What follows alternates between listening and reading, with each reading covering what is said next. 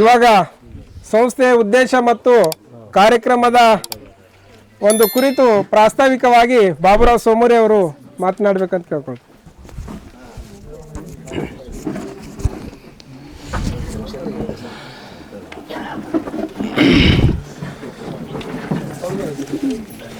संविधान निर्माता डॉक्टर बाबा साहब अम्बेडकर, परम पूज्य महात्मा बसवेश्वर और बाकी सभी जो बैनर पे जो अपने पूर्वज है, जो मार्गदाता है, उनको मैं सभी को प्रणाम करता हूँ।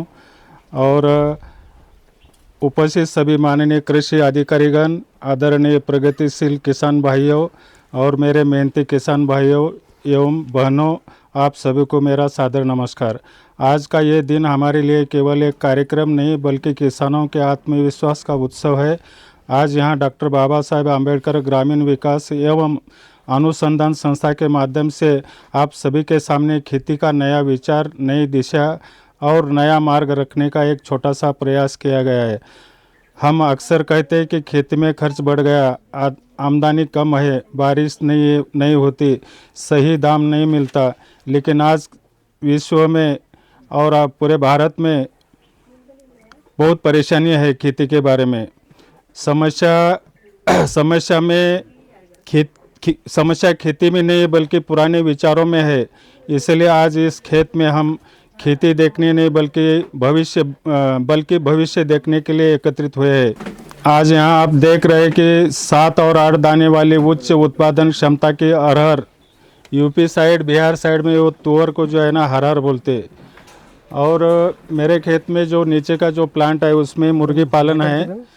तो मुर्गी पालन का मतलब है कि कम लागत में रोजाना आमदनी, और साथ ही साथ में मत्स्य पालन भी है।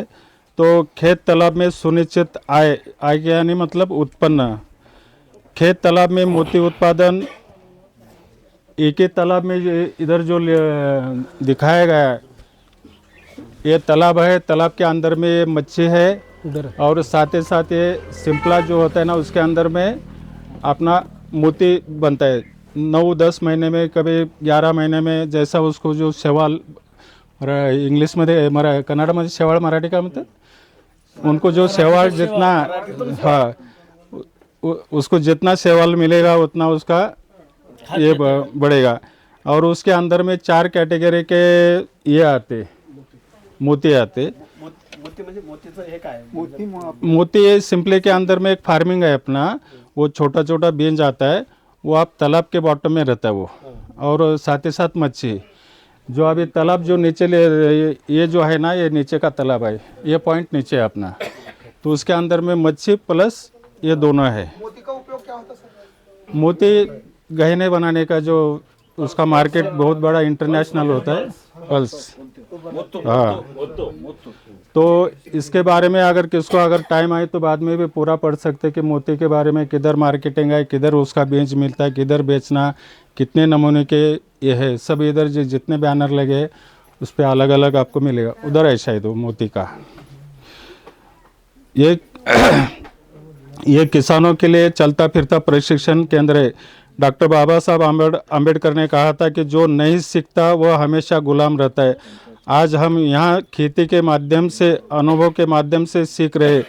मेरे किसान भाई और बहनों, आज एक बस ही की बात मन में रखिए, केवल एक फसल नहीं, आय के स्रोत चाहिए।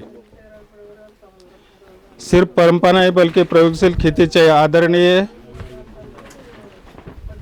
साहब और कृषि अधिकारीगण, आपका मार्गदर्शन, सहकारी योजनाएं और तकनीकी सहयोग यदि ऐसी प्रयोगशील किसानों तक पहुंचे तो ग्रामीण भारत को बदलने में समय नहीं लगेगा। आज उपस्थित प्रगतिशील किसानों के अनुभव अन्य किसानों के लिए प्रेरणादायक सिद्ध होंगे, ऐसा मुझे पूर्ण विश्वास है। अंत में बस मैं इतना ही कहूँगा कि खेती घाटे का सौदा नहीं है। सही तरीके से की जाए तो लाभ देती है। किसान गरीब नहीं है, अवसर मिले तो वह उद्यमी बन सकता है। इस प्रदर्शनी में पधार कर हमें मार्गदर्शन देने के लिए अभी तहसीलदार साहब तो आए नहीं हैं, तहसीलदार साहब, सभी कृषि अधिकारीगण और उपस्थित सभी मान्यवरों का मैं हृदय से आभार व्यक्त करता हूँ। जय जवान जय किसान, नमस्कार, धन्यवाद। ತುಂಬ ಧನ್ಯವಾದಗಳು. ಸಂಸ್ಥೆಯ ಅಧ್ಯಕ್ಷರು ಈ ಕಾರ್ಯಕ್ರಮವನ್ನು ಕುರಿತು ವಿವರವಾಗಿ ಅವರು ತಮ್ಮ ವಿಷಯವನ್ನು ಮಂಡಿಸಿದ್ದಾರೆ. ಯಾಕೆ ನಾವು ಕೃಷಿ ಯಾವ ರೀತಿ ನಾವು ಬೆಳೆಸಬೇಕು, ಕೃಷಿ ಬೆಳೆಸೋದು ಭಾಳ ಕಾಸ್ಟ್ಲಿ ಆಗಿದೆ, ರೈತ ಮಾಡೋದು ಭಾಳ ಕಾಸ್ಟ್ಲಿ ಆಗಿದೆ. ಅಂಥ ಒಂದು ಪರಿಸ್ಥಿತಿಯಲ್ಲಿ ನಾವು ಕಡಿಮೆ ವೆಚ್ಚದಲ್ಲಿ ಯಾವ ರೀತಿ ಕೃಷಿಯನ್ನು ಬಳಸಬೇಕು ಅನ್ನುವಂಥದ್ದು ಭಾಳ ವಿವರವಾಗಿ ಅವರು ಇಲ್ಲಿ ಕೃಷಿ ನಾವು 2 ಖರೀಫ್ ಮತ್ತು ರಬ್ಬಿ ಬೆಳೆ ಜೊತೆಯಲ್ಲಿ ಮತ್ತು ಜೋಡಿ ಕೆಲಸವನ್ನು ಜೋಡ್ದಂಧ ಅವರು ಶಬ್ದ ಬಳಸಿದ ಜೋಡ್ದಂಧ ಅಂದರೆ ಕೃಷಿ ಜೊತೆಯಲ್ಲಿ ಯಾವ ರೀತಿ ನಾವು ಬೇರೆ ಬೇರೆ ಕೆಲಸಗಳನ್ನು ರೈತರು ಮಾಡ್ಕೊಳ್ಬೋದು, ಯಾವ ರೀತಿ ನಾವು ಎರೆಹುಳಿ ಮೂಲಕ ಕೃಷಿ ಮಾಡೋದು ಆಗಲಿ ಅದ್ರದ್ದು ವಿವರಣೆ ಈ ಒಂದು ಬೋರ್ಡ್ ಮೇಲೆ ಅವ್ರು ಕೊಟ್ಟಿದ್ದಾರೆ. ಕೋಳಿ ಸಾಕಾಣಿಕೆ ಬಗ್ಗೆ ಅದರ ಯಾವ ರೀತಿ ರೈತರು ಕೃಷಿ ಜೊತೆಯಲ್ಲಿ ಕೋಳಿ ಸಾಕಾಣಿಕೆಯನ್ನು ಮಾಡ್ಬೋದು, ಅದು ಕಡಿಮೆ ವೆಚ್ಚದಲ್ಲಿ ರೈತರು ತನ್ನ ಸ್ವಾವಲಂಬಿ ಜೀವನವನ್ನು ಯಾವ ರೀತಿ ಮಾಡ್ಕೊಳ್ಬೋದು ಅನ್ನುವಂಥದ್ದು ಕೋಳಿ ಸಾಕಾಣಿಕೆ ಬಗ್ಗೆ ವಿವರಣೆ ಕೊಟ್ಟಿದ್ದಾರೆ. ಹೊಲದಲ್ಲಿ ನೀರಾವರಿ ಕೆರೆ ಹೊಲದಲ್ಲಿ ಒಂದು ಕೆರೆ ಮಾಡಿ ಅವರು ಎಲ್ಲ ಮಾಡಿದ್ದಾರೆ. ಕೆಳಗಡೆ ಇದು ಕಾರ್ಯಕ್ರಮ ಆದಮೇಲೆ ನಾವು ಪ್ರದರ್ಶನಕ್ಕಾಗಿ ನೋಡಲಿಕ್ಕೆ ಹೋಗೋಣ. ಕೆರೆಯಲ್ಲಿ ಯಾವ ರೀತಿ ನಾವು ಮೀನುಗಾರಿಕೆಯನ್ನು ಮಾಡ್ಬೋದಲ್ಲಿ, ಬೇರೆ ಬೇರೆ ವ್ಯವಸಾಯ ನೀರಿನಲ್ಲಿ ಯಾವ ರೀತಿ ಮಾಡಬೇಕನ್ನುವಂಥದ್ದು ಅದರಲ್ಲಿ ಕೊಟ್ಟಿದ್ದಾರೆ. ಜೊತೆಯಲ್ಲಿ ಆಹಾರ ಒಂದು ನಮ್ಮ ಎರೆಹುಳು ಮೂಲಕ ಸಾವಯವ ಕೃಷಿ ಯಾವ ರೀತಿ ಮಾಡಬೇಕನ್ನುವಂಥದ್ದು ಕೊಟ್ಟಿದ್ದಾರೆ. ಹಲವಾರು ವಿವರಣೆಗಳು ಇಲ್ಲಿ ಅವರು ಸಂಸ್ಥೆಯ ಮೂಲಕ ಒಂದು ಸಂಸ್ಥೆಯನ್ನು ಸ್ಥಾಪನೆ ಮಾಡಿಕೊಂಡು ಆ ಸಂಸ್ಥೆಯ ಮೂಲಕ ರೈತರಿಗೆ ಒಂದು ಮಾರ್ಗದರ್ಶನ, ರೈತರಿಗೆ ಒಂದು ಸಂಪರ್ಕ ಕೇಂದ್ರವನ್ನಾಗಿ ಮಾಡಿದ್ದಾರೆ.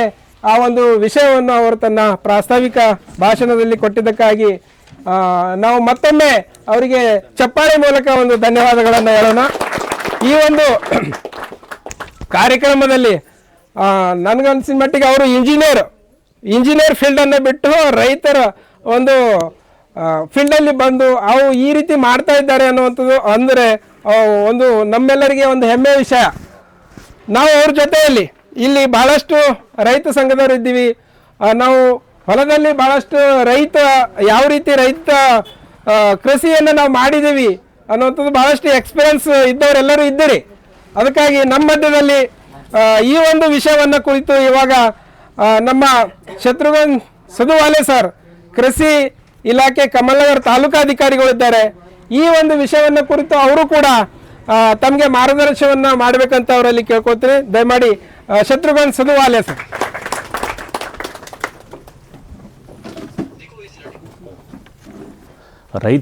ರೈತರಿಂದ ರೈತರಿಗೆ ಅವ್ರು ರೈತರಾಗಿದ್ದು ಮೊದಲಿಗೆ ಇಂಜಿನಿಯರ್ ಇದ್ದರು, ನನಗೆ ಭೇಟಿಯಾದರು ಹೇಳಿದ್ರು. ಬಟ್ ಈಗ ರೈತರು ಇದ್ದಾರೆ. ಅವರು ರೈತರಿಂದ ರೈತರಿಗೆ ಒಂದು ಅವರು ಮಾಡುವ ಆಧುನಿಕತೆ ಏನು ಮಾಡ್ತಾಯಿದ್ದಾರೆ, ಏನು ಸಂಶೋಧನೆ ಮಾಡಿ ಏನು ಬೆಳೆ ಬೆಳೀತಾ ಇದ್ದಾರೆ. ಬೆಳೆ ಅಂದರೆ ಇವರು ಒಂದು ಬೆಳೆ ಅಂತಿಲ್ಲ, ಇವರು ಸಮಗ್ರ ಕೃಷಿ ಮಾಡ್ತಾಯಿದ್ದಾರೆ. ಈ ಒಂದು ಕಾರ್ಯಾಗಾರ ಒಂದು ರೈತರು ಅವರು ಸ್ವಂತ ಹೊಲದಲ್ಲಿ ಅವರು ಹಮ್ಮಿಕೊಂಡಿದ್ದಾರೆ.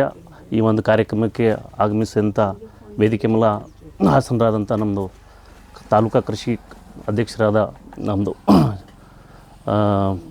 ಉಮಾಕಾಂತ್ ಸಾಹೇಬ್ರೆ ಮತ್ತು ನಮ್ಮದು ಪ್ರವೀಣ್ ದೇಶ್ಮುಖ್ ಸಾಹೇಬ್ರೆ, ಪ್ರವೀಣ್ ಕುಲಕರ್ಣಿ ಅವರು ತಾಲೂಕಾ ಕೃಷಿ ಇದು ರೈತ ಸಂಘ ಅಧ್ಯಕ್ಷರು, ಮತ್ತು ನಮ್ಮದು ಮುದುಳ್ದಿನ ಬಂದಿದ್ದಾರೆ ಪ್ರೊಫೆಸರ್ ಇದ್ದಾರೆ, ಅವರು ಎಲ್ಲರ ಹೆಸರು ಗೊತ್ತಿಲ್ಲ, ಮತ್ತು ನಮ್ಮದು ಮಾಳಿ ಸರು ಮತ್ತು ಮಾನೆಯವರು ಹಾಗೂ ನಮ್ಮದು ಎಲ್ಲ ಚಲೋ ನಡೆಸ್ಕೊತಾ ಇದ್ದಾರೆ.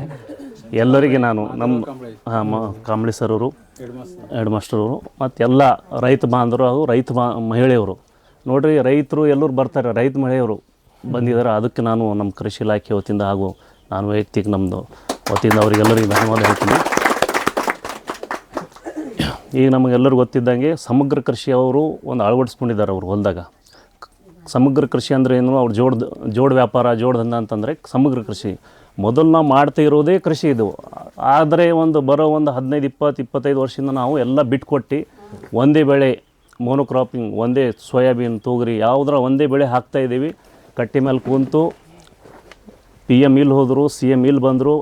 ಅಂದರೆ ನಮಗೆ ಸಂಬಂಧ ಇಲ್ಲದೆ ವಿಷಯದಾಗ ನಾವು ಟೈಮ್ ಏನು ಮಾಡ್ತಾಯಿದ್ವಿ ವ್ಯರ್ಥ ಮಾಡಿ ನಮ್ಮ ಲೇಬರ್ ಸಿಗ್ತಾ ಇಲ್ಲ. ಅವ್ರು ಹೇಳಿದ್ರು ಒಂದು, ಅವರು ಹೇಳೋಕ್ಕೆ ಇಷ್ಟಪಡ್ತಾರೆ, ರೈತ ಒಕ್ಕಲ್ತನ ಅಂದ್ರೆ ಲಾಸ್ ಸಾಧ್ಯನೇ ಇಲ್ಲ, ಸಾಧ್ಯನೇ ಆಗಲ್ಲ ಲಾಸು. ಎಲ್ಲ ಬರೋಬರಾಗಿ ಮನಿನ ನಡೀತದೆ. ರೈತ ಕೃಷಿ ಮಾಡಿದರೆ, ಸುಮ್ಮನೆ ಎಲ್ಲ ಬಿತ್ತನೆ ಮಾಡಿ ಎಲ್ಲರ ಕೂತ್ರೆ ಸಾಧ್ಯ ಇಲ್ಲ, ಲೇಬರ್ ಸಿಗೋಲ್ಲ. ಯಾಕಂದರೆ ನಾವೇ ಮಾಲಕ ಆಗಿಲ್ಲ, ಲೇಬರಾಗಿ ಕೆಲಸ ಮಾಡಬೇಕಾಗುತ್ತೆ ಕೃಷಿದಾಗ. ಅಂದ್ರೆ ರೈತರಿಗೆ ಲಾಸ್ ಆಗೋದು ಚಾನ್ಸಸ್ ಭಾಳ ಕಡಿಮೆ. ಒಂದೊಂದು ಏನದ ಎಲ್ಲ ನಮ್ಮ ಕೃಷಿ ಏನದ ಎಲ್ಲ ಪ್ರಕೃತಿ ಮೇಲೆ ಅವಲಂಬನೆ ಇರುತ್ತೆ.